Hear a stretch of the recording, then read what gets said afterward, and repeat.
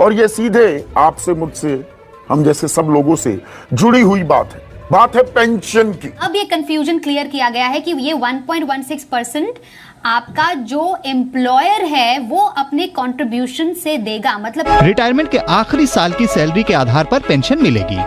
इससे निजी क्षेत्र के कर्मचारियों की पेंशन में कई गुना बढ़त हो जाएगी। नमस्कार, जय हिंद, वंदे मातरम। स्वागत है आपको हमारे YouTube चैनल में। आपको EPS 95 पेंशन के बारे में जानकारी मिलेगी, वो भी ताजा अपडेट जो अभी हाल फिलहाल की जो ताजा अपडेट निकलकर सामने आ रही है वही आपको बता रहे हैं। तो बने रहे हमारे वीडियो में शुरू से अंत तक। आपको EPS 95 पेंशन के बारे में जानकारी मिलेगी।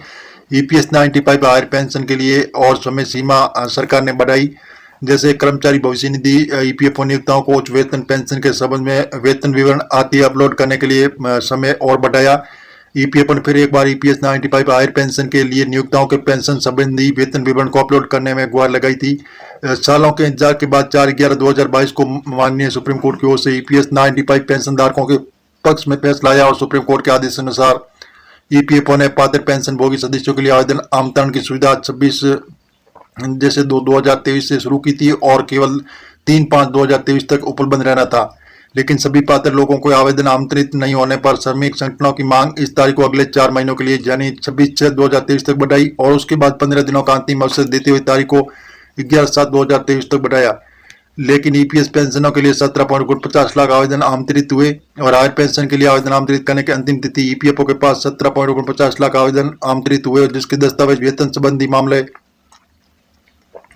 नियोक्ता से परमिशन लेने संबंधी मामलों पर कार्य शुरू किया गया ताकि पात्र EPFO पेंशनों को सुप्रीम कोर्ट के आदेश अनुसार उच्च पेंशन और हायर पेंशन का लाभ दिया जा सके। 3.6 लाख EPS 95 पेंशन आवेदनों का वितरण बाकी रहा, लेकिन नियोक्ता ने उच्च वेतन पेंशन संबंधी वेतन विवरण अपलोड करने की अंतिम तिथि 30 सितंबर 2023 तक ऑनलाइन जमा करने के लिए 3 महीने की अतिरिक्त अवधि 31/12/2023 तक बढ़ाया।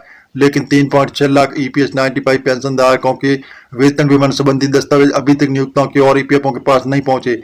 EPFO ने उच्च पेंशन मामले में 5 महीने के लिए तारीख बढ़ाई। EPFO ने फिर एक बार तारीख आगे बढ़ा दिया और नियोक्ता वेतन विवरण मामलों में संबंधित दस्तावेजों के लिए 31 मई 2023 तक का समय दिया।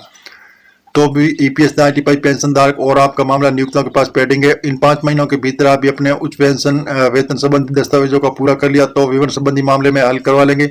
इसलिए उच्च पेंशन विवरण को और भी सरकार आगे बढ़ाने की विचार कर रही है, जिससे आपको आने वाले दिनों में इसका बहुत अच्छा लाभ मिलेगा। EPS 95 पेंशन में वर्दी की प्रक्रिया शुरू हो चुकी है और जल्दी आपकी बढ़ोतरी की जाएगी। और जी हाँ दोस्तों, और भी इसका समय सीमा बढ़ा सकती है सरकार।